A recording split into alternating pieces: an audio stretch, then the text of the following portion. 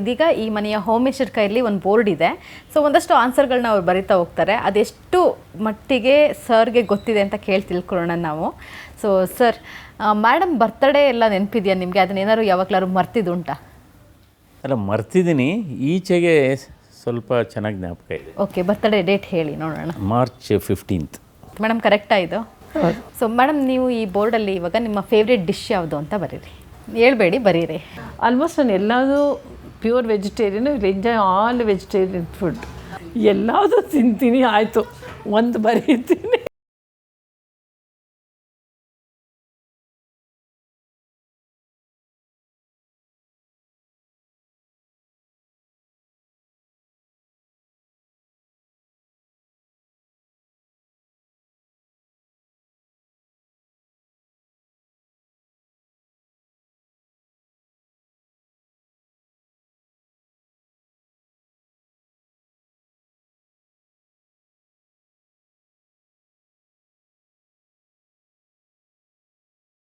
Super sir.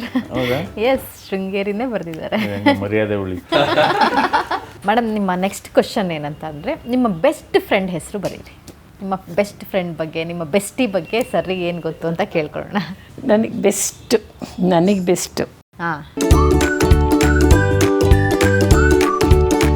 ಅಂದರೆ college days ಇಲ್ಲ, ನನಗೆ ಬೆಸ್ಟ್ ಫ್ರೆಂಡು. ನೀವು ಅದನ್ನೆಲ್ಲನೂ ಕ್ಲೂ ಕೊಡ್ಬಾರ್ದು. ಅಂದರೆ ಏನು ಬೆಸ್ಟಿ ಅಂದರೆ ಏನಂತ ಅಂದರೆ, ಮೊದಲಿಂದಲೂ ಬಹಳ ವರ್ಷಗಳಿಂದ ಅವ್ರ ಜೊತೆಲಿ ಬಂದಿರ್ತಾರೆ, ಆ ಥರ ಬರೆದ್ರಾ ಮೇಡಮ್? ಯಾರು ಸರ್ ಅವ್ರ ಬೆಸ್ಟಿ? ಅವ್ರ ಸಿಸ್ಟರ್ ಅನ್ಸುತ್ತೆ ನನಗೆ, ಶೈಲಜಾ. ಹೌದಾ?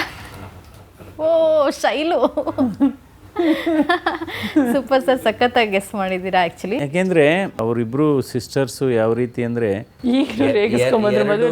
ಎರಡು ದೇಹ ಒಂದೇ ಹೃದಯ. ಈಗ ಒಟ್ಟಿಗೆ ಮದುವೆ ಮೇಲೆ ಬಂದ್ವಿ, ಇವ್ರ ಮುಂದೆ ಬಂದು ನಾವಿಬ್ಬರು ಬಂದ್ವಿ. ಯಾರೋ ಏನು ಯಾವಾಗಲೂ ಇಬ್ಬರೇ ಇರ್ತೀರೋ ಒಟ್ಟಿಗೆ ಅಂತಿದ್ರು. ಅವಾಗ ಇವ್ರು ಅವ್ರಿಗೆ ರೇಗಿಸ್ತಿದ್ರು, ಎರಡು ದೇಹ ಒಂದೇ ಹೃದಯ, ಅವರಿಬ್ಬರು ಬಿಡಿ ಅಂತ.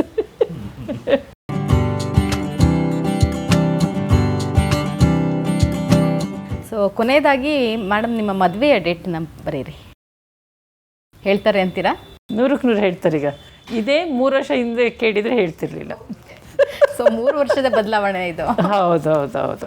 ಯಾತಕ್ಕೆ ಅಂದರೆ ಕೆಲವ್ರು ವಿಶ್ ಮಾಡಿರೋದ್ರಿಂದ ಅದೊಂಚೂರು ನೆನಪಲ್ಲಿ ಉಳ್ಕೊಂಡಿದೆ.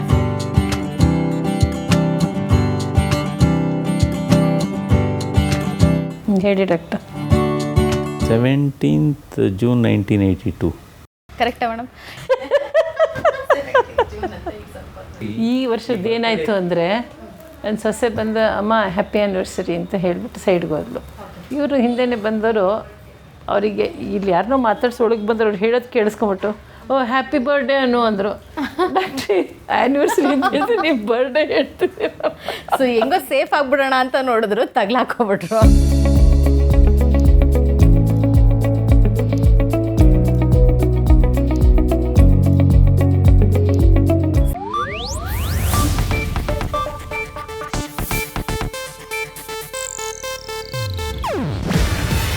ಇದು ಏಷ್ಯಾನೆಟ್ ನ್ಯೂಸ್ ನೆಟ್ವರ್ಕ್ ಪ್ರಸ್ತುತಿ.